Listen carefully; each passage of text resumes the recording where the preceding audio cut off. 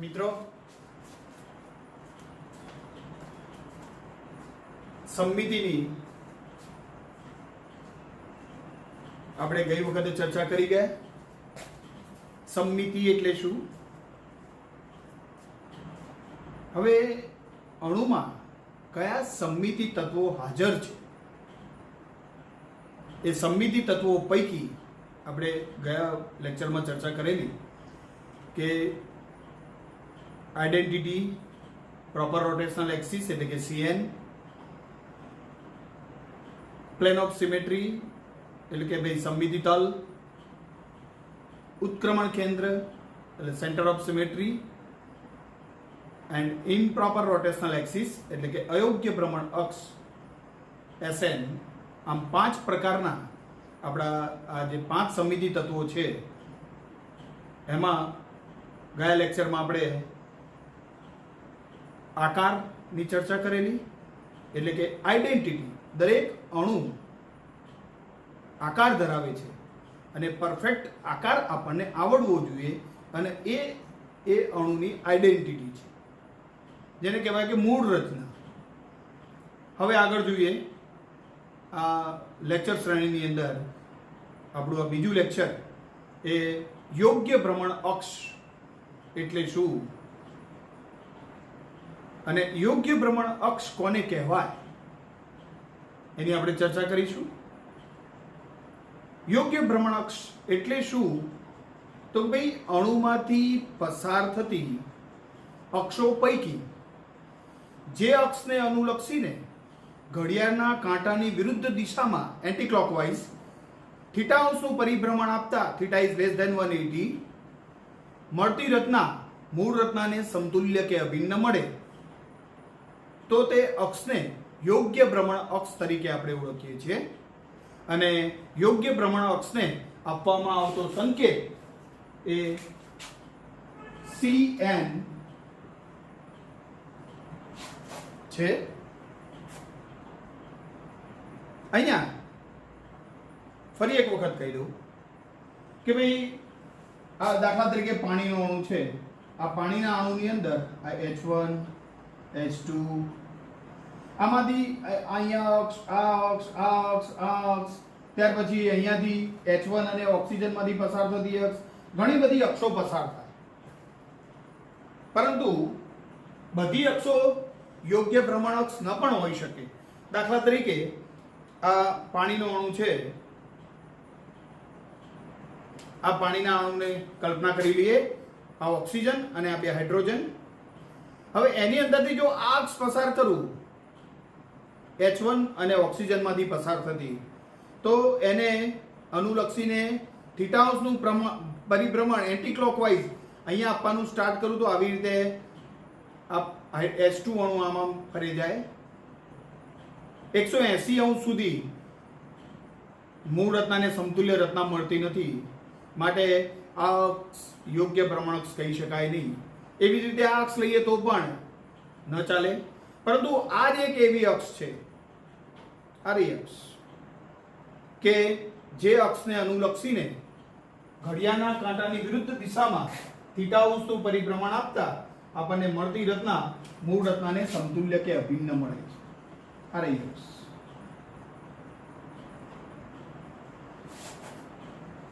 તમે જોઈ શકો છો કે ભાઈ આ પાણીના અણુમાં અહીંયાથી આ જે અક્ષ પસાર કરી એને અનુલક્ષીને ઘડિયાળના કાંટાની વિરુદ્ધ દિશામાં θ અંશનું પરિભ્રમણ આપો તો H1 H2 ની જગ્યાએ જાય, H2 H1 ની જગ્યાએ જાય અને મળતી રચના આપણને મૂળ રચનાને સમતુલ્ય કે અભિન્ન મળે. 180 અંશનું ભ્રમણ આપતા આપણને આ H1 H2 ની જગ્યાએ આવી જાય અને H2 H1 ની જગ્યાએ આવી જાય. મૂળ રચનાને સમતુલ્ય રચના છે. ફરી એક વખત 180 અંશનું ભ્રમણ આપીએ તો આપણને ફરી H1 પોતાની જગ્યાએ આવી જાય અને H2 પોતાની જગ્યાએ આવી જાય. ટોટલ રોટેશન 360 અંશ થયું અને 360 માં આપણને 2 વખત મૂળ રચનાને સમતુલ્ય રચના મળી, જેનો સંકેત આપણે CN કહીએ છીએ. આ n આપણે શોધવો હોય તો n માટેનું સૂત્ર છે n = 360/θ. જેટલા અંશનું પરિભ્રમણ આપતા મળતી રચના મૂળ રચનાને આપણને સમતુલ્ય કે અભિન્ન મળી હોય એ અંશ થીટા બરાબર લખી દો. અહીંયા આગળ આપણને 180 અંશના ભ્રમણને અંતે મળેલું છે માટે આ અક્ષને આપણે n = 360/180 એટલે કે 2 n બરાબર 2. એનો અર્થ કે ભાઈ આપણે આ અક્ષને C2 અક્ષ કહી શકીએ. C2 અહીંયા C2 ક્રિયાવિધિ પહેલી વખત કરી માટે આ ક્રિયાવિધિને સિમ્બોલ આપીશું C2 ક્રિયાવિધિ પહેલી વાર C2 ક્રિયાવિધિ કરતા H1 H2 ની જગ્યાએ જાય, H2 H1 ની જગ્યાએ જાય.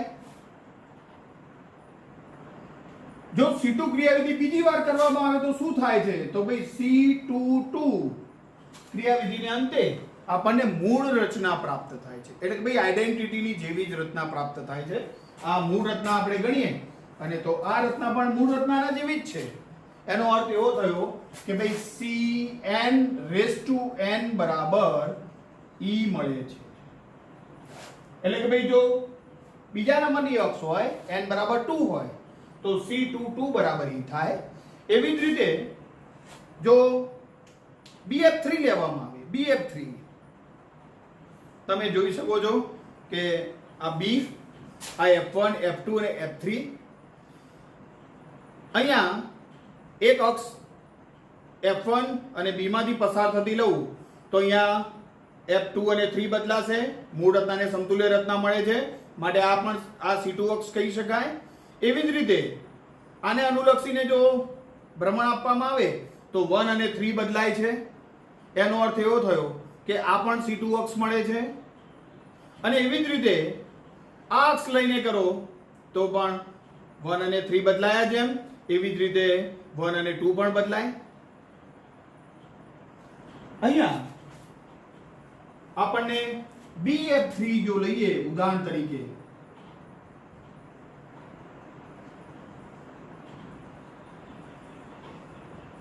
F1 F2 અને F3 અભી હાલ જે મેં અક્ષો બતાવી એ અક્ષો આ રહી હતી. F1 અને B માંથી પસાર થતી અક્ષ આ C2 અક્ષ છે.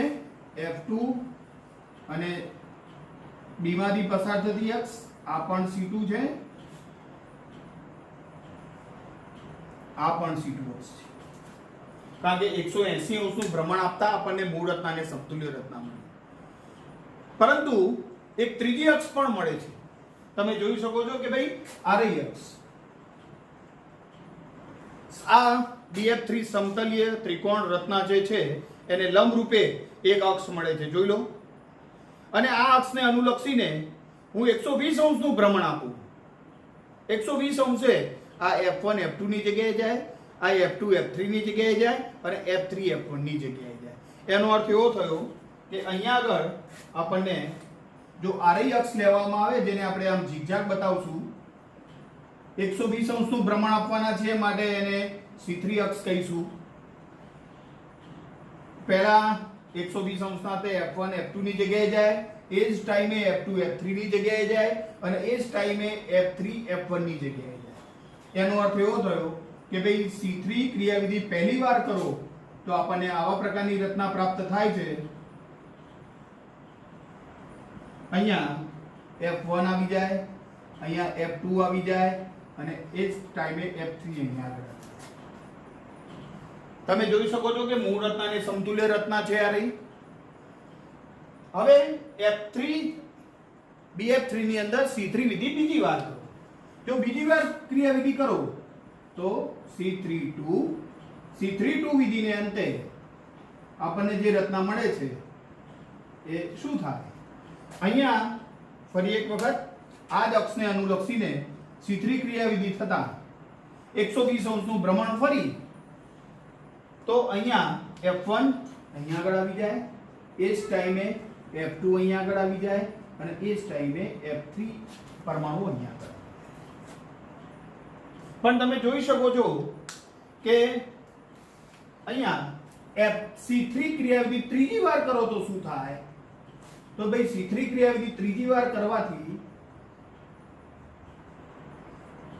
F1 F2 અને F3 આ F1 F2 ની જગ્યાએ જાય, 2 3 ની જગ્યાએ અને 3 1 ની જગ્યાએ જાય.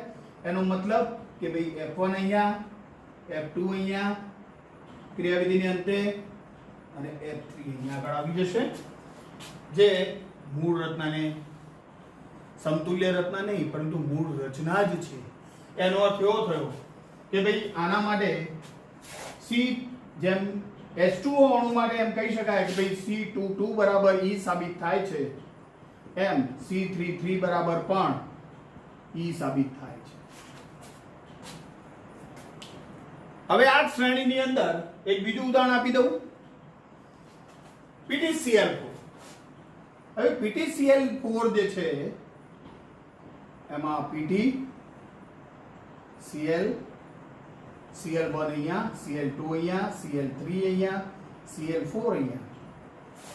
તમે જોઈ શકો છો કે આ PTCl4 છે દાખલા તરીકે, આ PTCl4 છે, આ PTCl1 2 3 અને 4.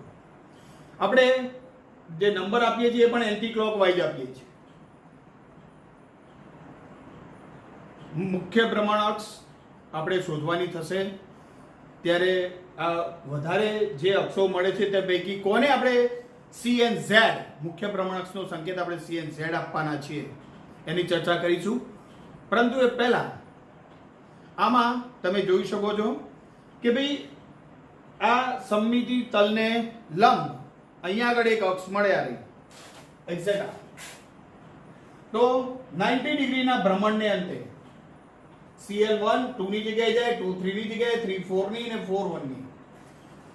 આપણી વ્યાખ્યા અનુસાર પરમાણુ બદલાઈને જે જગ્યાએ જાય તે જગ્યાએ પહેલેથી તેવો ને તેવો જ પરમાણુ હોવો જોઈએ. અહીંયા આગળ ભાઈ Cl ની જગ્યાએ અહીંયા Br લખી દઉં, PTCl3Br, તો આ C4 અક્ષ આપણને મળે નહીં. કેમ? કારણ કે આપણે વ્યાખ્યાની અંદર સ્પષ્ટ કર્યું છે કે ભાઈ અણુમાંથી પસાર થતી તેવી અક્ષ કે જે અક્ષને અનુલક્ષીને ઘડિયાળના કાંટાની વિરુદ્ધ દિશામાં થીટા અંશનું પરિભ્રમણ આપતા થીટા ઇઝ લેસ ધેન 180 મળતી રચના મૂળ રચનાને સમતુલ્ય કે અભિન્ન મળે તો તે અક્ષને યોગ્ય ભ્રમણ અક્ષ તરીકે આપણે ઓળખીએ છીએ. અહીંયા યોગ્ય ભ્રમણ અક્ષ અહીંયા C4 આ લઈ શકાય. આ અક્ષ જે પસાર થશે 90 ડિગ્રીનું ભ્રમણ આપતા હોવાના લીધે આપણે થીટા ઇઝ ઇક્વલ ટુ 90 તો n બરાબર 4. C4 ક્રિયાવિધિ પહેલી વાર કરતા PTCl4 માં Cl1 અહીંયા, 2 અહીંયા, Cl3 અહીંયા અને Cl4 અહીંયા આવી જશે. મૂળ રચનાને સમતુલ્ય રચના છે. એવી જ રીતે આ અક્ષને જ અનુલક્ષીને બીજી વખત પરિભ્રમણ આપતા C4 ક્રિયાવિધિ બીજી વાર કરો એટલે PT અહીંયા, Cl1 અહીંયા આવી જશે, Cl2 અહીંયા, Cl3 અહીંયા અને Cl4 અહીંયા આગળ આવી જશે. હજી આગળ ત્રીજી વખત આને આ ક્રિયાવિધિ કરતા C4 ક્રિયાવિધિ ત્રીજી વાર કરો તો PTCl4 એમાં Cl1 અહીંયા આવી જશે, Cl2 અહીંયા, Cl3 અહીંયા અને Cl4 અહીંયા આવી જશે.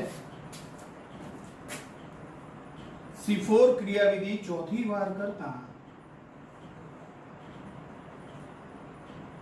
PTCl4 માં once again Cl1, Cl2, Cl3 અને Cl4. હા, તો અહીંયા આગળ આપણે PTCl4 માં C44 બરાબર E મળે છે, જે મૂળ રચના જેવી નહીં પરંતુ મૂળ રચના જ છે એમ કહી શકાય. અહીંયા તમે જોઈ શકો છો કે ભાઈ યોગ્ય ભ્રમણાક્ષ ની આપણે વ્યાખ્યા આપી. એમાં કહ્યું કે ભાઈ અણુમાંથી પસાર થતી ભ્રમણ અક્ષો પૈકી જે અક્ષને અનુલક્ષીને ઘડિયાળના કાંટાની વિરુદ્ધ દિશામાં થીટા અંશનું પરિભ્રમણ આપતા મળતી રચના મૂળ રચનાને સમતુલ્ય કે અભિન્ન મળે તો તે અક્ષને યોગ્ય ભ્રમણ અક્ષ કહીએ છીએ. અહીંયા યોગ્ય ભ્રમણ અક્ષ સમજાવવા માટે આપણે ત્રણેક જેને કહેવાય કે ઉદાહરણોનો ઉપયોગ કર્યો છે. હવે PTCl4 માં આપણે C4 બરાબર E સાબિત કરી દીધા છે, પરંતુ હજી આપણે જેમ એન્ટી ક્લોકવાઇઝ ને ધન ભ્રમણ કહીએ છીએ એમ ક્લોકવાઇઝ ભ્રમણને ઋણ ભ્રમણ તરીકે ઓળખવામાં આવે છે. અર્થાત C2-1 લખેલું હોય કે ભાઈ C2-1 ક્રિયાવિધિ કરો તો આપણે જે પણ અણુ આપેલો હોય તે અણુની અંદર 180 અંશનું ભ્રમણ ક્લોકવાઇઝ આપવાનું થાય, કારણ કે આપણે ઋણ ભ્રમણ ગણવું છે. તો ઋણ ભ્રમણ ક્લોકવાઇઝ છે અને એન્ટી ક્લોકવાઇઝ ભ્રમણને આપણે ધન ભ્રમણ તરીકે ઓળખીએ છીએ. અહીંયા આપણે એક સૂત્ર સાબિત કર્યું Cn બરાબર E. અહીંયા ગમે તે અણુ લો, તમે પાણીનો અણુ લીધો તો એમાં C2 અક્ષ હતી તો ભાઈ C22 બરાબર E મળ્યા. BF3 ની અંદર C3 અક્ષ હતી તો C33 બરાબર આપણને E મળ્યા.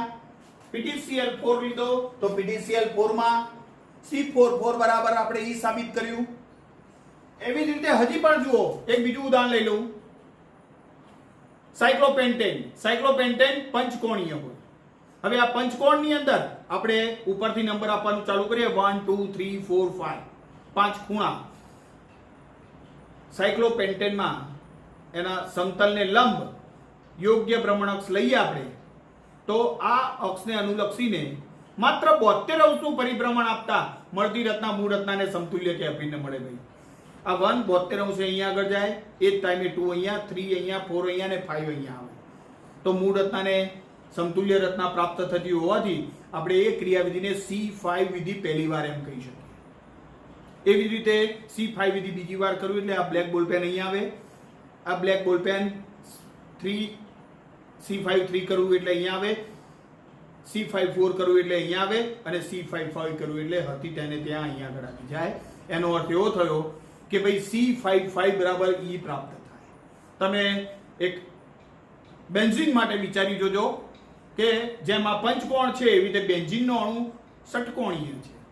હવે એને પણ સમતલીય આકાર છે, એને લંબ રૂપે તમે અક્ષની કલ્પના કરી ભ્રમણ અક્ષની, અને જો તમે એને ભ્રમણ આપશો એન્ટી ક્લોકવાઇઝ તો 1 2 ની જગ્યાએ 2 3 3 4 4 5 5 6 અને 6 પહેલા નંબરના ખૂણા આગળ જતો રહેશે. અહીંયા C66 બરાબર E મળે, એનો અર્થ કે થીટા બરાબર 60 અંશ થયા. અને બેન્ઝીનના અણુમાં 60 અંશનું ભ્રમણ આપશો એટલે તમને C66 6 વખત ક્રિયાવિધિ કરશો ત્યારે મૂળ રચના પ્રાપ્ત થશે.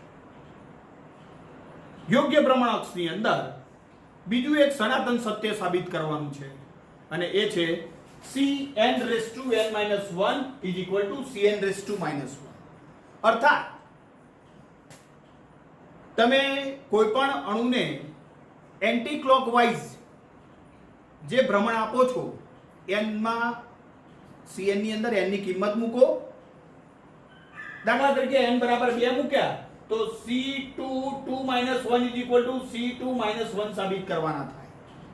અહીંયા પાણીના અણુમાં જ જોઈ લો તમે, C2 અક્ષ છે.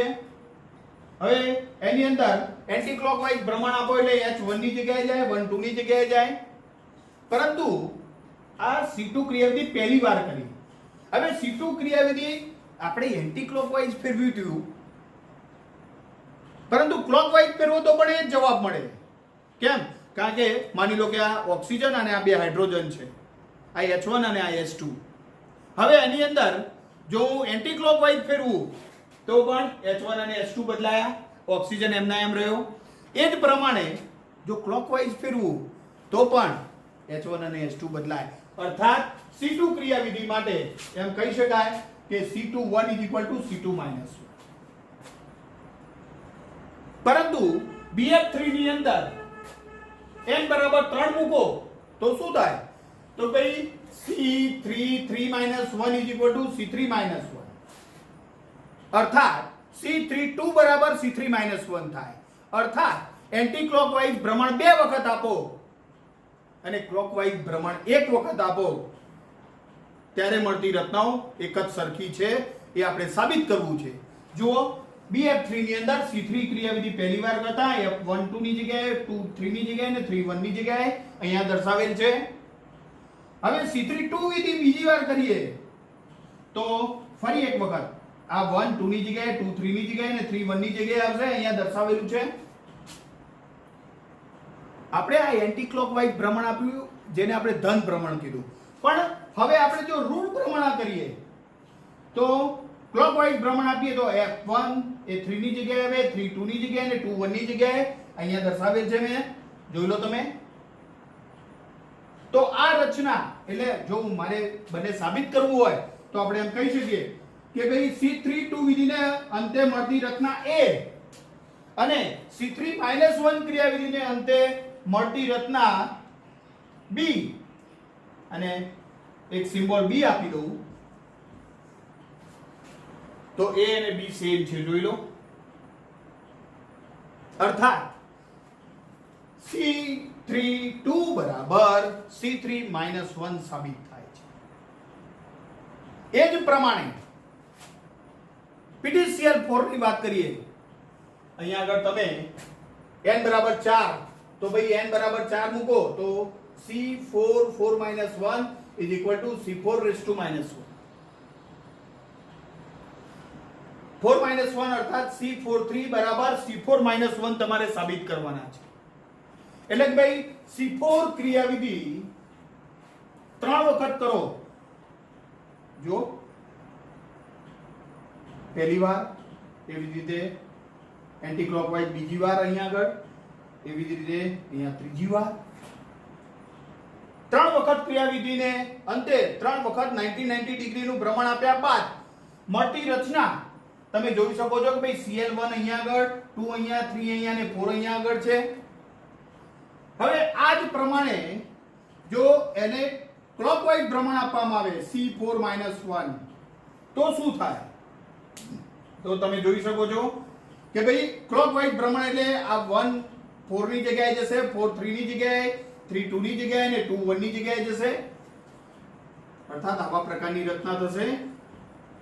PT Cl1 અહીંયા, Cl4 અહીંયા, Cl3 અહીંયા અને Cl2 અહીંયા. તમે જોઈ શકો છો કે આ રચના અને આ રચના બંને સેમ છે. અર્થાત C43 C4 -1 સાબિત થાય છે. તમે મેં આગળ તમને જેમ પ્રેક્ટિસ કરાવી કે ભાઈ સાયક્લોપેન્ટેન લઈ લો અથવા તો ફેરોસિન લઈ લો. PTCl4 ની જગ્યાએ તમે સાયક્લોબ્યુટેનમાં પણ આ કરી શકો છો અને એની અંદર આ વસ્તુ સાબિત થાય છે. સનાતન સત્ય છે કે ભાઈ Cn raised to n -1 Cn raised to -1. આપણે આજે બે સનાતન સત્યો સાબિત કર્યા. એક છે Cn raised to n બરાબર E અને બીજું છે Cn raised to n -1 Cn raised to -1. વિદ્યાર્થી મિત્રો, અહીંયા આગળ મેં 4-5 ઉદાહરણો લઈને તમને યોગ્ય ભ્રમણ અક્ષ સમજાવવાનો પ્રયત્ન કર્યો. મેં તમે એની બદલે બીજા અણુઓ દાખલા તરીકે NH3 માં પ્રયત્ન કરજો, ત્યાર પછી POCl3 માં પ્રયત્ન કરજો, HCOF4 અણુ લઈને પ્રયત્ન કરજો, SF6 અણુ લઈને પ્રયત્ન કરજો અને એની અંદર Cn બરાબર E અને Cn -1 Cn -1 સાબિત કરવાનો પ્રયત્ન કરજો અને આ તમારું એસાઇનમેન્ટ યોગ્ય ભ્રમણ અક્ષ માટેનું છે એમ સમજી લો. હવે યોગ્ય ભ્રમણ અક્ષ પછી કોઈ પણ અણુની અંદર મુખ્ય ભ્રમણ અક્ષ જેનો સંકેત CNZ છે, આપણે યોગ્ય ભ્રમણ અક્ષને Cn કહીએ છીએ પરંતુ મુખ્ય ભ્રમણાક્ષને CNZ તરીકે ઓળખીશું. તો ભાઈ Z અક્ષ નક્કી કરવા માટેના નિયમો છે. નિયમ નંબર 1, દાખલા તરીકે આ પાણીનો અણુ છે ભાઈ, પાણીનો અણુ. હવે પાણીના અણુમાં એક જ યોગ્ય ભ્રમણાક્ષ મળે છે. તો અહીંયા બતાવેલી છે, જુઓ રેડ પેનથી. હવે આ જ અક્ષને આપણે CNZ કહેવી પડે ભાઈ. કેમ? કારણ કે એના સિવાય બીજી કોઈ અક્ષ મળતી જ નથી. એનો અર્થ એવો તો ભાઈ C to Z. તો નિયમ નંબર 1, જે અણુમાં યોગ્ય ભ્રમણાક્ષ એક જ મળતી હોય તો તે જ અક્ષને CNZ તરીકે ઓળખવામાં આવે છે, એટલે કે મુખ્ય ભ્રમણાક્ષ તરીકે ઓળખવામાં આવે છે. સાદી ભાષામાં કહેવું હોય તેમ કહેવાય કે ઉજ્જડમાં એરંડો પ્રધાન. અહીંયા BF3 અણુની ચર્ચા કરીએ તે પહેલા NH3 ની પણ ચર્ચા કરી લઈએ. જોઈ લો, NH3 અણુ દાખલા તરીકે આ નાઇટ્રોજન છે, હાઇડ્રોજન 1, 2 અને 3. બેટા અહીંયાથી એક અક્ષ લઈએ તો આ અક્ષને અનુલક્ષીને ભ્રમણ આપો તો ચાલે? ન ચાલે. કેમ ના ચાલે? કારણ કે મૂળ રચના અને સમતુલ્ય રચના 180 અંશ સુધી મળતી નથી. પરંતુ આરઈ અક્ષ લો, નાઇટ્રોજનમાંથી પસાર થતી, તો તમે જોઈ શકો છો 120 અંશનું ભ્રમણ આપીએ એન્ટી ક્લોકવાઇઝ, તો 1 2 ની જગ્યાએ 2 3 ની જગ્યાએ 3 1 ની જગ્યાએ જાય છે. એનો અર્થ કે ભાઈ NH3 ના અણુની અંદર અહીંયા હું દોરીને બતાવું તો એમ કહી શકાય નાઇટ્રોજન અહીંયા આગળ હોય અને 3 હાઇડ્રોજન અહીંયા, આ H1 H2 અને H3. H1 1 2 ની જગ્યાએ જાય, 2 3 ની જગ્યાએ અને 3 1 ની જગ્યાએ આવે. કઈ અક્ષ? તો આ જ અક્ષ યોગ્ય ભ્રમણ અક્ષ છે, માટે એને C3Z કહેવી. એવી જ રીતે HCOF4 છે ભાઈ, HCOF4. દાખલા તરીકે આ HC હાથમાં મેં પકડી રાખેલો છે, બરોબર? F1 F2 F3 F4 અને ડબલ બોન્ડ ઉપર છે. આ HCOF4. હવે HCOF4 માં જો તમે આરઈ અક્ષ લો તો આ બધું આમ ફરે. એનો અર્થ કે ભાઈ આ ઓક્સિજન જે ઉપર હતો એ નીચે આવી જાય. આ અક્ષ ચાલે નહીં ભાઈ. તો કઈ અક્ષ? તો ભાઈ આ O અને XC માંથી પસાર થતી અક્ષ જ યોગ્ય ભ્રમણ અક્ષ થાય. C4 90 ડિગ્રીએ ફેરવો, આ F1 F2 F3 F4 ફરે. એનો અર્થ એવો થયો કે ભાઈ HCO4 માં આ જ અક્ષ C4Z એટલે કે ભાઈ CNZ મુખ્ય ભ્રમણ અક્ષ છે એમ કહી શકાય. તો નિયમ નંબર 1 ની આપણે ચર્ચા કરી ચૂક્યા કે ભાઈ જે અણુઓની અંદર એક જ યોગ્ય ભ્રમણ અક્ષ પ્રાપ્ત થતી હોય તો તે જ અક્ષને CNZ મુખ્ય ભ્રમણ અક્ષ તરીકે, Z અક્ષ તરીકે લેવામાં આવે છે. હવે એક બીજું ઉદાહરણ આપું. દાખલા તરીકે BF3. આ BF3 અણુ છે. આ BF3 અણુની અંદર આપણને એક અક્ષ અહીંયાથી મળી. તમે અભી હાલત ચર્ચા કરી ચૂક્યા 120 અંશનું ભ્રમણ આપતા. પરંતુ એ સિવાય 3 અક્ષો મળે છે. જોઈ લો, આ એમ કહી શકાય કે ભાઈ F1 F2 અને F3 લઈએ તો F2 અને B માંથી પસાર થતી અક્ષ લઉં 180 અંશના ભ્રમણને અંતે તમે જોઈ શકો છો કે 1 અને 3 બદલાયા.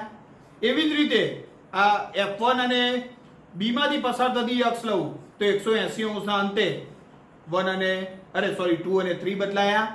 અને આ 3 લઉં તો આ બંને બદલાય, 1 અને 2 બદલાય છે, જે દર્શાવે છે કે એમાં એક કરતા વધારે ભ્રમણ અક્ષો છે. અભી હાલ મેં અહીંયા બતાવેલી જ છે. જુઓ, આ F1 અને B માંથી પસાર થતી એક C2, આ બીજી C2, આ ત્રીજી C2 અને આ એક C3. ભાઈ 4 અક્ષો છે તો એમાં કોને CNZ કહેવી? તો એનો નિયમ છે, નિયમ નંબર 2. અણુમાંથી પસાર થતી યોગ્ય ભ્રમણ અક્ષો પૈકી ઊંચામાં ઊંચા ક્રમની અક્ષને, એટલે કે જો એક કરતા વધારે અક્ષો મળતી હોય તો ઊંચામાં ઊંચા ક્રમની, એટલે ભાઈ આનો ક્રમ 2 છે પરંતુ આનો ક્રમ 3 છે, તો આ અક્ષને આપણે CNZ એટલે કે ભાઈ C3Z મુખ્ય ભ્રમણ અક્ષ તરીકે ઓળખીશું. એનો અર્થ એવો થયો કે ભાઈ BF3 અણુની અંદર સમતલીય ત્રિકોણને લંબરૂપ આવેલી આરઈ અક્ષને આપણે CNZ મુખ્ય ભ્રમણ અક્ષ તરીકે ઓળખીશું. નિયમ નંબર 3. દાખલા તરીકે એલિન નો અણુ છે બેટા, એલિન નો અણુ. હવે એલિન નો અણુ CH2 double bond C double bond CH2 આવું છે. જો એને બોક્સની અંદર જો મારે બતાવવો હોય તો એમ કહી શકાય બોક્સ રચનામાં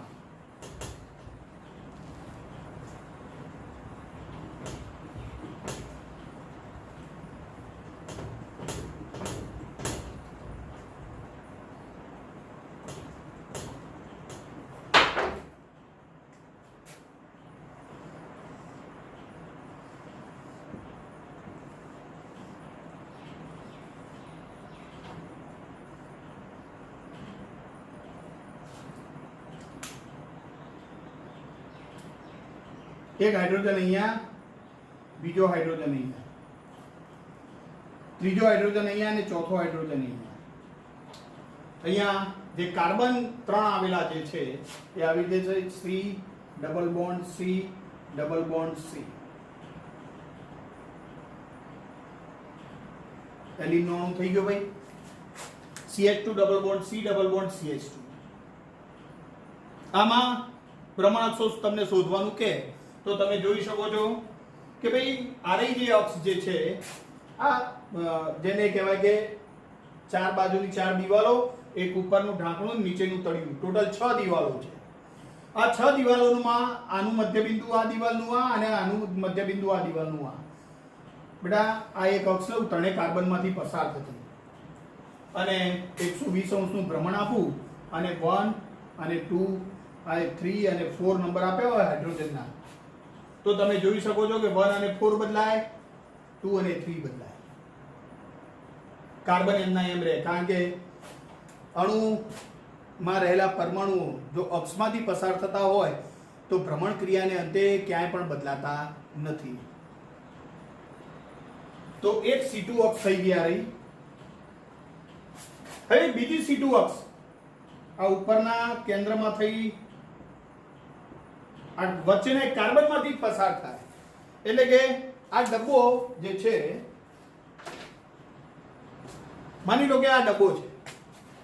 હવે આ ડબ્બાની અંદર આપણે આને નંબર 1 આપ્યો, આને નંબર 2 આપ્યો, આ બાજુનો 3 અને આ પાછળની સાઈડે આ 4.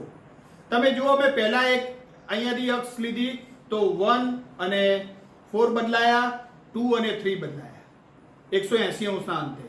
હવે એવી જ રીતે જો અહીંયાથી અક્ષ લઉં તો આ 1 અને 2 જે છે 180 અંશના અંતે 1 અને 2 બદલાશે, નીચે 3 અને 4 બદલાશે અને કાર્બન જે સાઈડમાં રહેલા છે એ પણ 180 અંશના અંતે બદલે છે. વચ્ચેનો કાર્બન ક્યાંય નહીં બદલાય, પરંતુ એક અક્ષ અહીંયાથી પણ મળે. જોઈ લો એ આવી તો 1 અને 3 બદલાશે, પાછળ 2 અને 4 બદલાશે અને આ કાર્બન અને આ કાર્બન બદલાશે એકબીજાની જગ્યાએ. તમે જોઈ શકો છો કે ભાઈ અહીંયા આગળ આ પણ C2 છે, આ પણ C2 છે અને આ ત્રીજી પણ C2 છે. 3 C2 છે ભાઈ. ઊંચામાં ઊંચા ક્રમની પણ C2 જ છે, અર્થાત બધાનો ક્રમ પણ એક સરખો છે. તો નિયમ નંબર 3, જો અણુમાં એક કરતા વધારે યોગ્ય ભ્રમણકક્ષો આવેલી હોય અને એ પણ સરખા ક્રમની હોય તો વધુમાં વધુ પરમાણુમાંથી પસાર થતી અક્ષને CNZ તરીકે લેવામાં આવે છે અને આપણે એને મુખ્ય ભ્રમણ અક્ષ, આપણે યોગ્ય ભ્રમણ અક્ષને ઇંગ્લિશમાં પ્રોપર રોટેશનલ એક્સિસ કહીએ છીએ.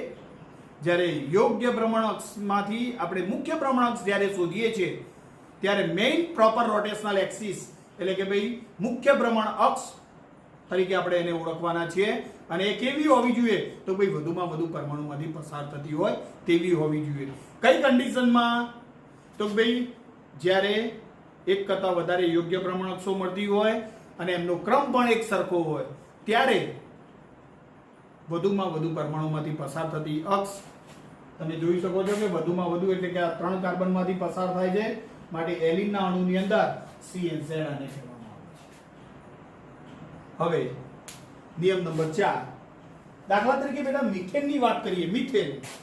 હવે મિથેનનો અણુ કેવો છે આ બે કાર્બન ના હોય, એમાં માત્ર એક જ કાર્બન હોય પણ 4 હાઇડ્રોજન હોય, અને એને બહાર કાઢો બોક્સમાંથી તો એની રચના આવા પ્રકારની થાય. તમે જોઈ શકો છો કે અહીંયા એક હાઇડ્રોજન, આ કાર્બન, બીજો, ત્રીજો અને ચોથો હાઇડ્રોજન. અહીંયાથી C3 ક્રિયાવિધિ કરું એટલે નીચેના 3 ફરે. અહીંયાથી જો અક્ષ લઉં તો આ 3 ફરે, અહીંયાથી લઉં તો આ 3 ફરે, અને અહીંયાથી લઉં તો આ 3 ફરે. અને બધી જ C3 અક્ષો આપણને 4 C3 અક્ષો પ્રાપ્ત થાય છે, અને બધી જ C3 અક્ષો બે જ પરમાણુમાંથી પસાર થાય છે. એક હાઇડ્રોજન અને કાર્બન, એક હાઇડ્રોજન અને કાર્બન. તો એનો અર્થ એવો થયો કે ભાઈ વધુ પરમાણુ પણ બે જ છે. તો હવે પછી છેલ્લો નિયમ આપણે એમ કહી શકીએ કે ભાઈ જ્યારે બધું જ એક સરખું હોય, એટલે કે ઊંચામાં ઊંચો ક્રમ પણ એક સરખો હોય, એક કરતાં વધારે અક્ષો હોય, તેવી કન્ડિશનમાં એને વિશિષ્ટ અણુ કહેવામાં આવે છે. અને તમારે જેને ઝેડ કહેવી હોય એને કહી દો, અને ત્યાર પછી બાકીની એક્સ અને વાય અક્ષ નક્કી કરવામાં આવે છે. તો મિત્રો, અહીંયા આપણે આજે યોગ્ય પ્રમાણ અક્ષ વિશે ઊંડાણપૂર્વક ચર્ચા કરી. એની અંદર એક સનાતન સત્ય, એટલે કે ત્રીજા નંબરનું એક સત્ય સાબિત કરવાનું છે, અને એ છે Cn લંબ Nc2 is equal to Dn સાબિત કરવાનું છે. મિત્રો, જેમ આપણે BSc થયા હોય અને આપણા ઘરની બહાર આપણી નેમ પ્લેટ લખાવવાની હોય તો આપણે લખીએ કે XYZ અને નીચે આપણી ડિગ્રી લખીએ BSc. આપણે નીચે એવું નથી લખતા કે ધોરણ 10 પાસ, 12 સાયન્સ પાસ અને BSc. કેમ? કારણ કે BSc લખ્યું છે એનો અર્થ એવો થયો કે 12 સાયન્સ પાસ હોય તો જ BSc થયો. એમ અહીંયા આગળ જે અક્ષને DN કહેવામાં આવે છે, DN એ વિશિષ્ટ અક્ષ છે, એમાં કઈ નવીનતા હોવાના લીધે આપણે એને Cn ની જગ્યાએ DN કહેવાના છીએ. તો કઈ અક્ષ? તો એવી મુખ્ય ભ્રમણ અક્ષ કે જેને લંબરૂપ એટલા જ ક્રમની જો C2 અક્ષો આવેલી હોય તો તે મુખ્ય ભ્રમણ અક્ષને આપણે Cn ની જગ્યાએ DN તરીકે ઓળખવાના છે. બેટા, આ પાણીનો અણુ છે એમાં એક જ C2 અક્ષ છે, એને લંબ બીજી C2 અક્ષ લેવા જઈએ તો મળે નહીં. તો પાણીના અણુમાં મુખ્ય પ્રમાણક C2 જ છે, એમાં D2 એવું આવતું નથી. પરંતુ આ એલિનનો અણુ જે છે તમે જોઈ શકો છો કે ભાઈ એલિનના અણુમાં એક અક્ષ આ રહી છે જેને આપણે C2Z તરીકે ઓળખીએ, પરંતુ આ અક્ષ અને આ અક્ષ બંને એને લંબ રૂપે આવેલી છે, માટે એમ કહી શકાય ભાઈ C2 લંબ 2C2 મળે છે, માટે આ અક્ષને C2Z ની જગ્યાએ તમે D2 અક્ષ કહી શકો. બેટા, એવી જ રીતે BF3 ની અંદર BF3 માં જુઓ આ C3 અક્ષ છે અને એને લંબ જુઓ, આ પણ C2 મળે છે, આ પણ C2 મળે છે અને આ પણ C2 મળે છે. એનો અર્થ કે ભાઈ BF3 અણુની અંદર C3 લંબ 3C2 મળે છે, માટે એને D3 અક્ષ કહી છે. આપણને ઘણી વખતે એક્ઝામમાં અને સ્પર્ધાત્મક પરીક્ષાઓની અંદર પણ પૂછાય છે કે ભાઈ નીચેના અણુઓમાં Cn લંબ Nc2 બરાબર Dn મળે કે નહીં, ચકાસો. ચકાસો કે એટલે સમજી લેવાનું કે અંદર રહેલા બે ચાર અણુઓની અંદર મળતો હોય કે ન પણ મળતો. આપણે આ તથ્ય ચકાસવા માટે એક જ વસ્તુ કરવાની, અને એ છે મુખ્ય ભ્રમણક શોધી એને લંબરૂપ એટલા જ ક્રમની, જો C3 હોય તો 3C2 હોવી જોઈએ, જો C4 અક્ષ હોય. બેટા, PTCl4 માં શું થાય? PTCl4 માં તમે જોઈ શકો છો કે ભાઈ આ PTCl1 2 3 અને 4 આ રહી એક C4 અક્ષ છે, પરંતુ એમાં જુઓ આ 1 2 પછી આ 3 અને વચ્ચે 4 C2 અક્ષો મળે છે અને લંબરૂપ હોય તેવી, માટે આ C4 અક્ષને આપણે D4 અક્ષ કહી શકીએ છીએ. તો PTCl4 માં C4 લંબ 4C2 મળે છે. તો એને આપણે D4 કહી શકાય. પરંતુ HCO4 માં મળે કે નહીં? તો ભાઈ આ HC F1 F2 F3 અને F4 અહીંયા ડબલ બોન્ડો ઉપર છે, બરોબર. હવે C4 બરોબર છે, 90 ડિગ્રીનું ભ્રમણ અહીંયાથી આપો આ અક્ષને અનુલક્ષીને, ઓક્સિજન અને HC માંથી પસાર થતી અક્ષને અનુલક્ષીને, તો C4 મળે. પરંતુ એમાં એક પણ C2 મળતી નથી. જોઈ લો તમે કેમ? કારણ કે આ રહી અક્ષ લઉં તો એ અક્ષને અનુલક્ષીને બધું આમ ફેરવીએ તો ઓક્સિજન નીચે પડી જાય. અહીં ઓક્સિજન ઉપર હતો એ ભ્રમણને અંતે નીચે આવી જાય, જે યોગ્ય નથી. કેમ? કારણ કે આપણો તો નિયમ છે કે ભાઈ પરમાણુની અદલા બદલી કરવાની છે, બદલી કરવાની નથી. પરમાણુ બદલાઈને જ્યાં આગળ જાય ત્યાં આગળ તેઓને તેવો પરમાણુ પહેલેથી ત્યાં હોવો જોઈએ, તો જ તે સમમિતિ ક્રિયાવિધિ છે એમ કહી શકાય. તો અહીંયા આપણે યોગ્ય પ્રમાણ અક્ષ સમમિતિ તત્વનું કામ પૂરું કરીએ છીએ. અને અહીંયા આપણે એમ કહી શકીએ કે 3 સનાતન સત્યો આપણે સાબિત કર્યા. Cn બરાબર E, Cn-1 is equal to Cn-1 અને Cn લંબ Nc2 is equal to Dn. ધન્યવાદ. જય ભારત, જય હિન્દ.